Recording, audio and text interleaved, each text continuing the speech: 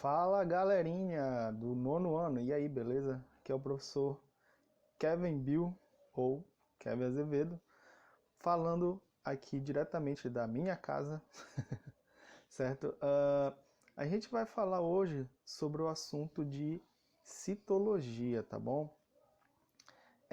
Só para deixar claro também, né? Estou com muita saudade de vocês, queria que isso tivesse passado logo, mas já que a gente continua nessa quarentena, a gente vai ter nossas aulas por aqui mesmo, tá?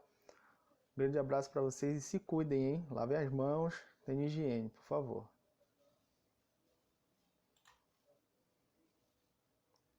Bom, como eu disse anteriormente, nós vamos falar de citologia, nós vamos falar das células, certo? E o que é uma célula? Bom, a célula ela vai ser aqui, ó, a unidade microscópica, estrutural e funcional dos seres vivos, constituída fundamentalmente de material genético, citoplasma e membrana plasmática. Então, olha só, quando a gente fala de unidade microscópica, quer dizer que é muito pequeno, certo? E funcional, quer dizer que é a menor unidade do nosso organismo que está funcionando e de qualquer outro ser vivo, certo? Ele precisa apenas para funcionar, ele precisa de uma célula. E bom, ela tem três constituintes básicos nessa célula. Ela vai ter aqui, ó, material genético, o citoplasma e a membrana plasmática. Bom, a gente também pode ter uma certa organização quanto às células, né? Que no caso elas podem ser unicelulares, que quer dizer que é apenas um indivíduo, tem uma célula só, ou pode ser um indivíduo com muitas células, que são chamadas de pluricelulares. Como por exemplo aqui. A gente tem um indivíduo aqui que ele está cheio de células. Olha, se a gente pode reparar, tem vários pontinhos em cada uma dessas bolhas que representam o núcleo, certo? E aqui, em pequenininho, um único indivíduo, que seria aqui, pelo visto, né, uma bactéria. Então repara que um ser pluricelular e um ser unicelular. E aí a gente tem a nossa morfologia, né? A célula que vai dar a forma para os indivíduos, certo? Então, cada célula desse corpo aqui tem uma determinada função. Como vocês podem ver, a gente tem aqui como se fossem mãos, né, que vão agarrar este micro-organismo aqui. Então, cada uma vai desempenhar, por exemplo, um papel de fazer a digestão, o outro de se locomover e assim por diante. Assim como é com a gente. A gente tem vários sistemas. Nós somos seres pluricelulares. Cada célula dentro do nosso corpo tem uma determinada função, né? Bom, aqui, ó, estrutura básica das células. Como eu disse anteriormente, ó, membrana plasmática, que é essa que está revestindo aqui toda essa célula. A gente vai ter o citoplasma, que é o espaço que fica dentro das células, onde a gente vai inserir outras características depois, e o material genético. Aqui está dizendo núcleo, né? Mas você pode colocar material genético, porque se a gente for pegar aquela bactériazinha que a gente viu ali agora há pouco, né? Se a gente for pegar ela, um desenho, por exemplo, de uma bactéria, é mais ou menos assim. E aí, o que tem de diferente nela? Aqui dentro tem o DNA dela, só que o DNA dela não está dentro de um núcleo igual está nessa célula aqui. Até porque a gente já aprendeu também que, anteriormente, né, que a gente tem diferença de células. A gente tem células que têm o núcleo e outras que não têm. As que têm o núcleo a gente chama de eucariontes. E as células que não possuem esse núcleo são as células procariontes, tá bom? Então, nesse caso aqui, olha, ela não tem núcleo, então a gente diz o quê? Material genético, a gente não vai falar núcleo, tá bom? Cancela isso aqui.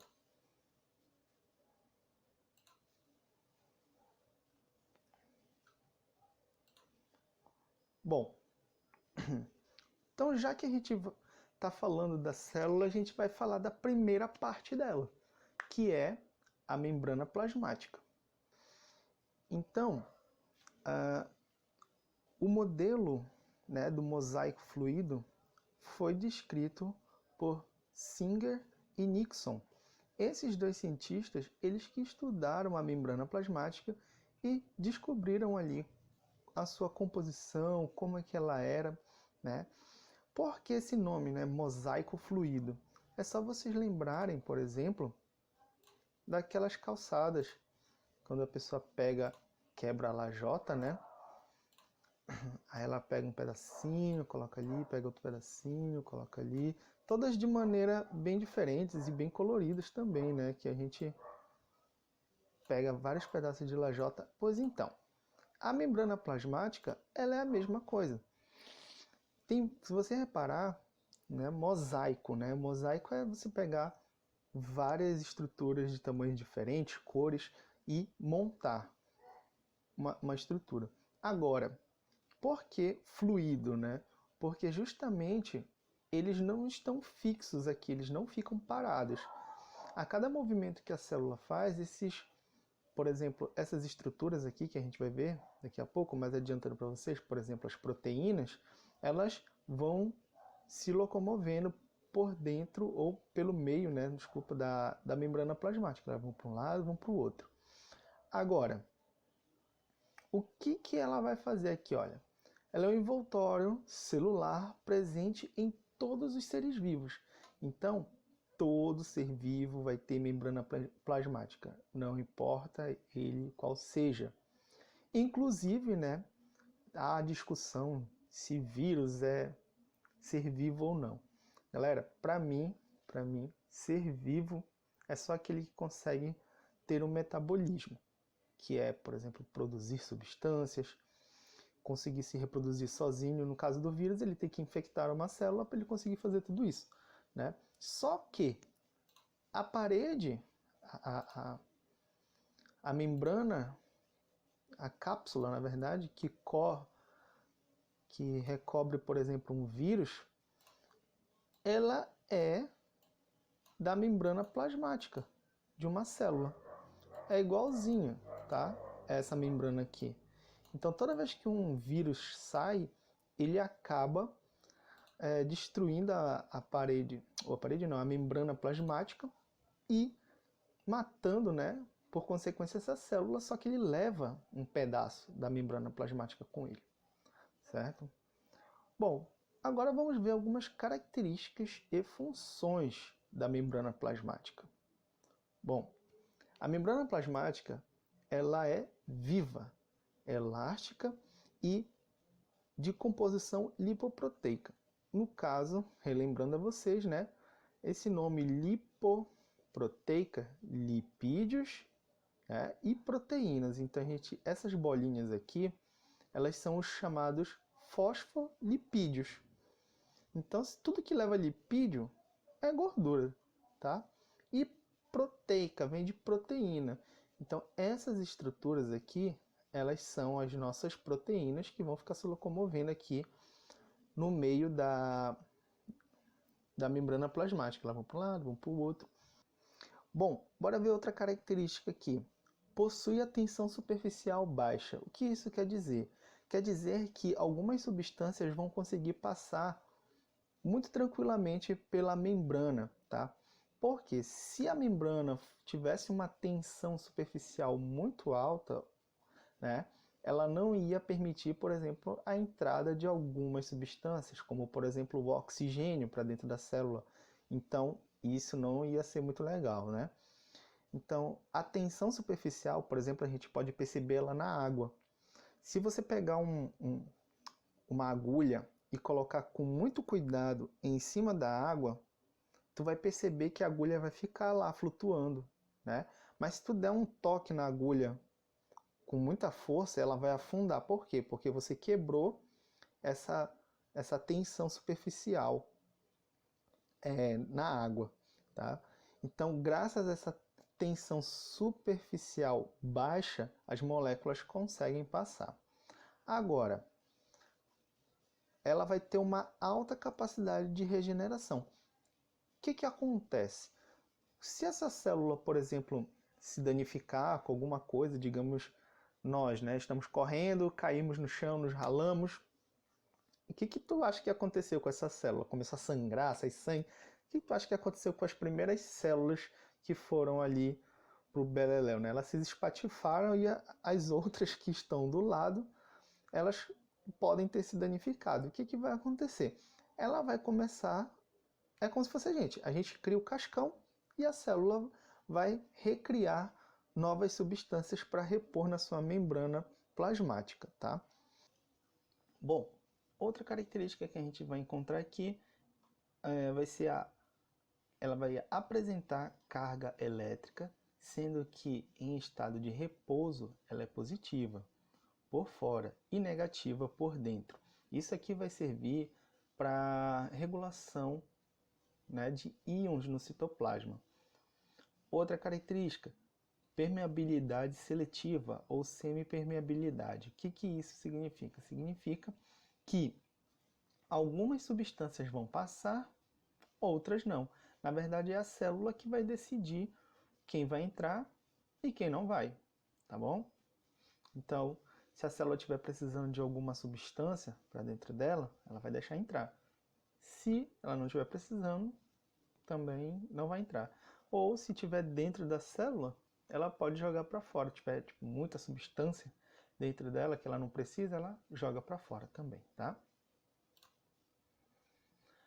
Bom, continuando das características e funções, ela vai apresentar uma dupla afinidade.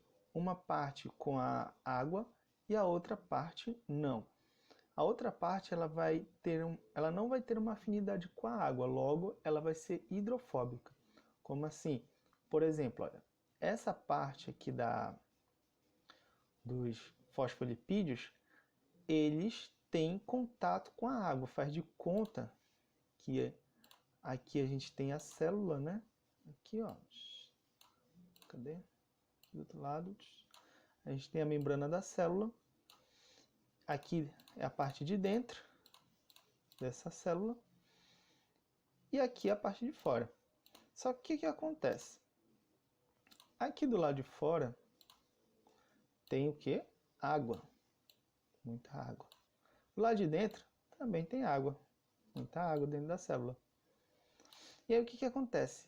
Esses fosfolipídios, essa parte deles aqui, que parece um alfinetezinho, a cabeça do alfinete, ela é o que? Ela apresenta afinidade com a água. Por isso que ela está virada para lá. Já essa outra parte aqui, que ela é mais fininha, ela não tem afinidade com a água, então ela é hidrofóbica. Então toda vez é isso que, na verdade, é isso aqui que vai fazer com que elas se organizem, né? Dessa maneira aqui. Tu nunca vai ver esse pininho, por exemplo, tu nunca vai ver esse pininho para cá, para cima, porque ele não gosta de água, tá?